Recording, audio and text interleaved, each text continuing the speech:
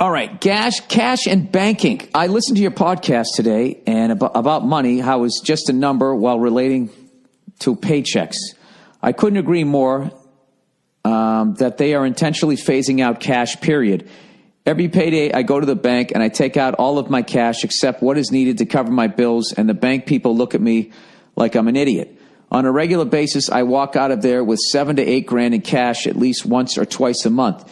And they actually interrogate me about why I'm taking all my money out of the bank and how come I don't need my money in the bank. All my friends think I'm a conspiracy theorist because I buy silver by the pound and other precious metals. Dude, you need to shut up.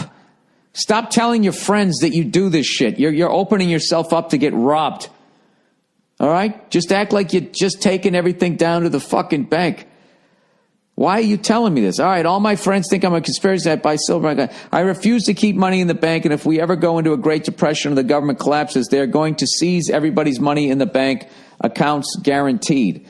So I'll keep all my cash hidden at home, which if the currency crashes, really in the end, it doesn't do me any good because it won't be worth shit. But I don't like the government to know how much money I have at any given moment. I think it's a good practice. So yeah, I think people should take their money out of the bank every payday. Actual physical money and dollar bills. Plus, when I have the cash in my hand and I run out of it, there's no way I can spend more than I have. I also don't believe in credit cards. Everything I've bought was with cash, even cars. $30,000 cars bought with cash. It may throw up a few red flags, but fuck them. No, it doesn't. Not if you're, if you're paying taxes on all. Once you deposit it in the bank, there's a record of it. And I think the banks want to know what you're doing with it. They always want to know what you're doing with your money because they want to make money off your money.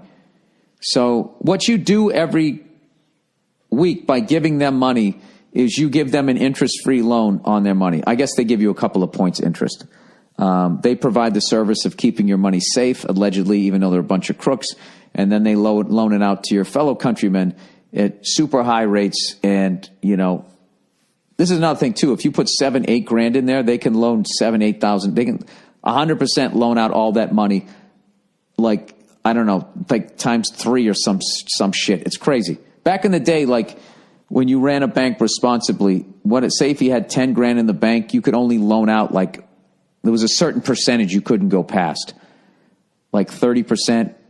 I can't remember what it was, but, so the money was still there. And the bankers, through paying off politicians, kept getting that money, that number, the percentage bumped up and up and up and up. And they kept getting more and more deregulated, more and more deregulated. Now when you put the money in, they can loan, you put 1,000 in, they can loan out not only 100% of that 1,000, they can loan like another $3,000 off of that 1,000 for you, and you.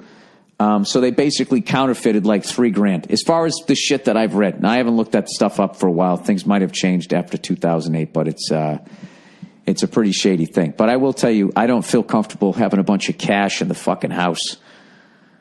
I always hear the first 48 playing in my head. So, good luck to you. You know what I did after a while? I just tapped out of conspiracy theory. I got a fucking dog. I watch sports, and I